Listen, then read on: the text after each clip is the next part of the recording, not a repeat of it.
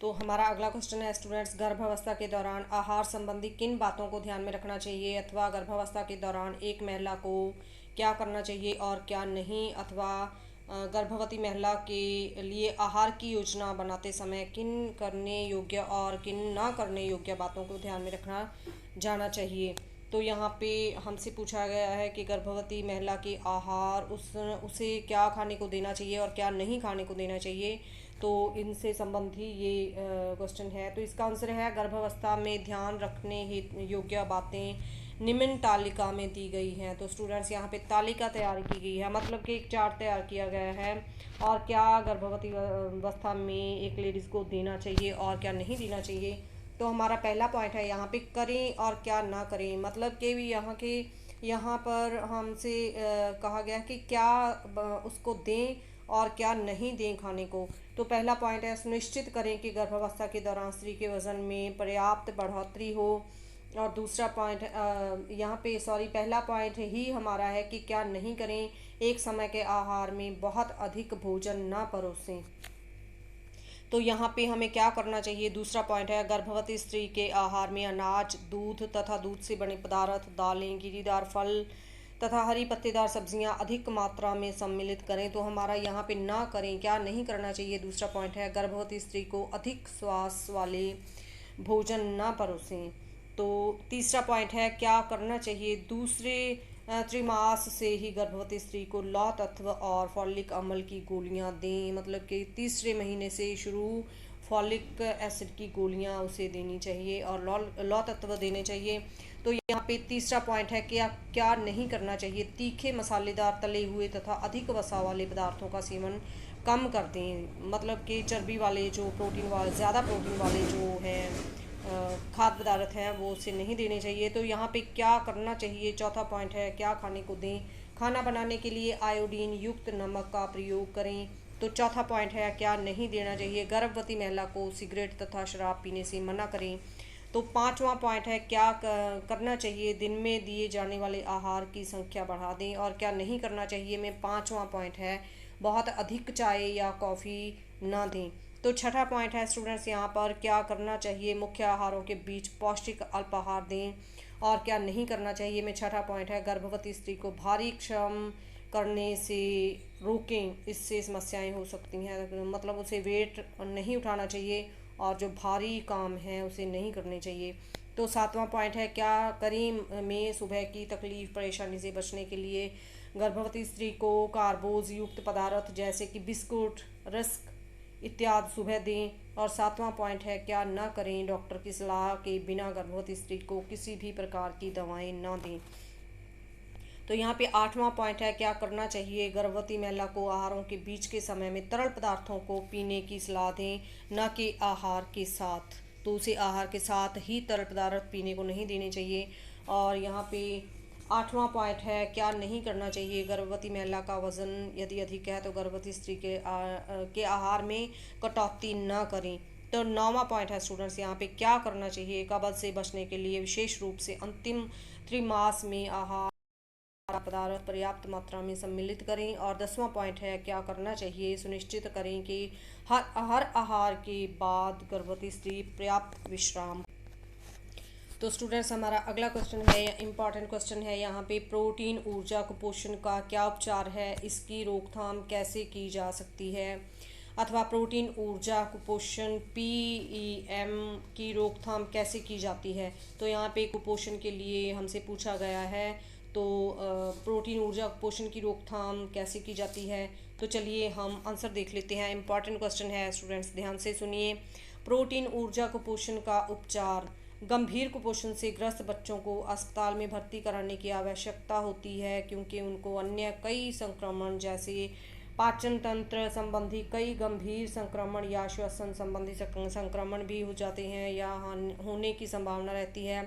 यदि ऐसा बच्चा हो तो उसे तुरंत स्वास्थ्य केंद्र ले जाने को कहना चाहिए। यहाँ पर इन संक्रमणों के उपचार की जो प्राथमिकता दी जाती है, शुरू में ऐसे बच्चे को आहार देना कठिन होता है। तो यहाँ पे संक्रमण क्या है स्टूडेंट्स, संक्रमण यहाँ पे प्रॉब्लम, किसी भी चीज़ की हम प्रॉब्लम बोलते हैं कि हमें ये प्रॉब्लम है, तो उसी से यहाँ पे इसका अभिप्राय है। तो आगे देख लेते हैं। शुरू में ऐसे बच्चे को आहार देना कठिन होता है, अतः इनको रबड़ की नली द्वारा आहार दिया जाता है। यह नली नाक से आमाशय में डाली जाती है। इस तरह तब तक आहार दिया जाता है जब तक कि बच्चा मुंह से आहार लेने में सक्षम न हो जाए। शुरू में केवल अधिक ऊर्जा वाले तरल खाद्य पदार्थ ही दिए जाते हैं। यदि बच्चे को कोई गंभीर संक्रमण ना हो तो उचित पर्यवेक्षण में ऐसे कुछ बच्चों का उपचार घर पर ही किया जा सकता है। तो यहाँ पे हमें बताया गया है कि यदि बच्चे को कोई गंभीर संक्रमण ना हो तो हमारे घर के पर्यावरण में ही उस बच्चे का उपचार जो है संभव है। तो प्रोटीन ऊर्जा कुपोषण के गंभीर रूपों के उपचार का मुख्य सिद्धांत बच्चों को आहार द्वारा पर्याप्त मात्रा में ऊर्जा और प्रोटीन देना है। घर में सामान्य रूप से खाए जाने वाले खाद्य पदार्थों जैसे अनाज, दालों, गिरीदार फलों तथा चीनी गुड़ के प्रयोग से बच्चों को पर्याप्त मात्रा में ऊर्जा और प्रोटीन दिए जा सकते हैं। दूध देना अनिवार्य नहीं है, परंतु अगर यह दिया जाए तो आहार की कोटि और भी उत्तम हो जाती है। उच्च प्रोटीन वाले व्यावसायिक बाजार में मिलने वाले जो होते हैं खाद्य या व्यंजन देने की कोई आवश्यकता नहीं होती है। घर पर ही उच्च प्रोटीन वाले खाद्य पदार्थ जो है हम बच्चे को दे सकते हैं। घर में बनाए हुए व्यंजन जो हैं वो बच्चे को दिए जा सकते हैं। तो अगला पॉइंट है हमारे पास प्रोटीन ऊर्जा कुपोषण की रोकथाम। तो इसकी रोकथाम क्या है, चलिए देख लेते हैं स्टूडेंट्स। कुछ तरीके जिनके द्वारा प्रोटीन ऊर्जा कुपोषण की रोकथाम की जा सकती है वे निम्नलिखित हैं। पहला पॉइंट है हमारे पास अपनी विशिष्ट भूमिका निभाते हुए एक माँ अपने बच्चों में प्रोटीन ऊर्जा कुपोषण की रोकथाम आसानी से कर सकती है। कम जन्म भार वाले बच्चे में अधिकतर कुपोषण हो जाता है।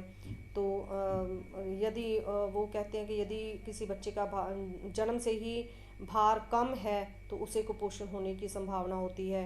कम जन्म भार का कारण मात्र कुपोषण है और अर्थात गर्भावस्था में माँ के आहार में ऊर्जा और प्रोटीन की मात्रा अपर्याप्त होना है। अतः यह देखना चाहिए कि गर्भवती स्त्री गर्भावस्था के दौरान अपनी पौष्टिक आवश्यकताओं की पूर्ति के लिए अतिरिक्त आहार ले, अर्थात गर्भवती स्त्री को प्रतिदिन एक आहार के बराबर अतिरिक्त भोजन देना चाहिए।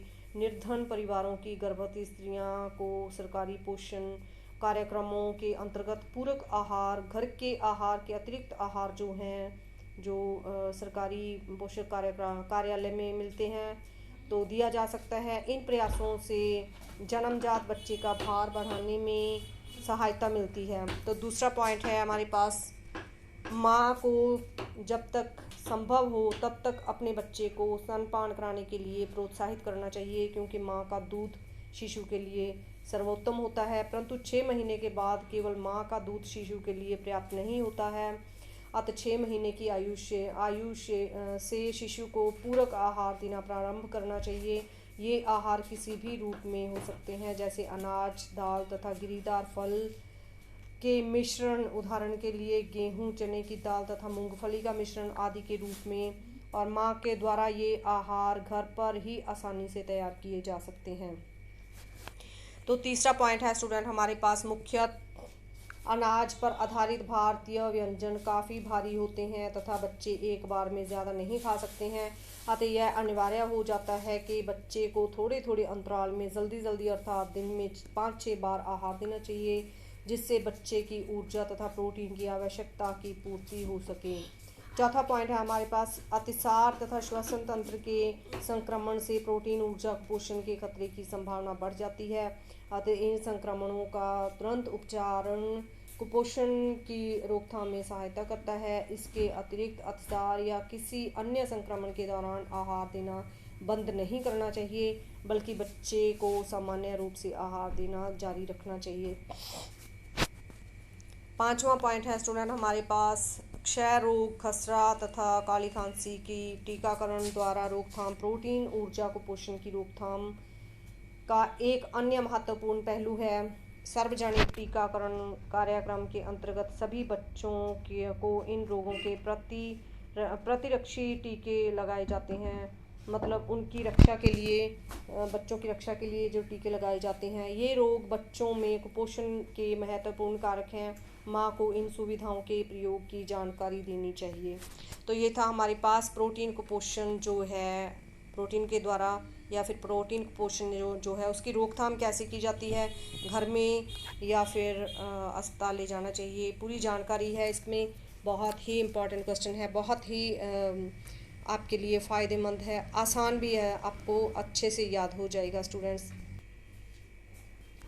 तो स्टूडेंट्स ये थे हमारे 15 नंबर से छोटे क्वेश्चन, जो 4 या 5 नंबर वाले, और बहुत आसान क्वेश्चन है। तो आप लोग इनकी तैयारी कीजिए। मैं मिलती हूँ आपके साथ एक नई वीडियो के साथ। तो मुझे दीजिए आज्ञा। धन्यवाद।